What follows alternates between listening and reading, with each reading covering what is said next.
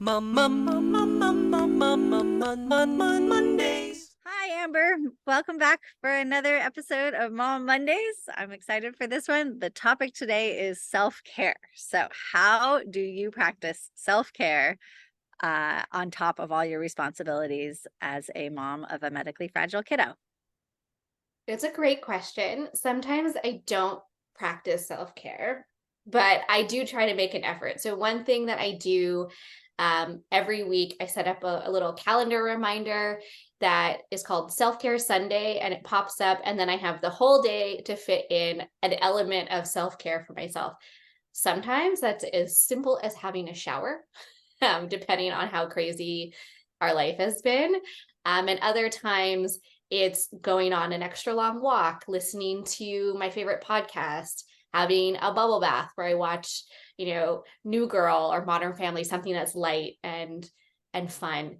Yeah, and just really just taking a moment for myself. And then the other thing I do is go to therapy on a regular basis, just to kind of get everything that's in my head out to somebody who is, a little bit impartial to everything. And I can find that to be really relaxing, and usually come out with a little piece of advice that I should, tack on to my long list of advice I've been given previously. So that's what I do.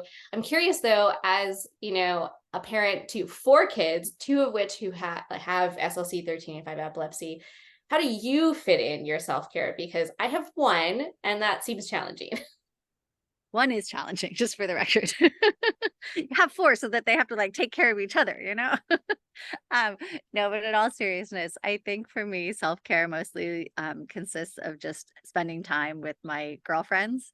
And I am really fortunate to have such great friends. I have my sisters who are my closest forever friends. But I also have friends who have kids with special needs. And so they just totally get what I'm feeling and facing without having to say anything. And then I have a group of amazing friends whose kids are don't have special needs. They're totally typically developing. In fact, they're extraordinary kids.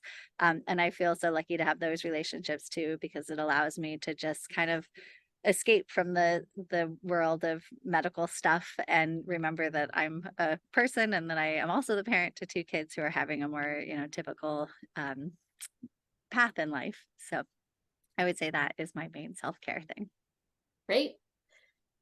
Well, thank you everybody for joining us on this week's episode of Mom Mondays. Stay tuned for more. Bye.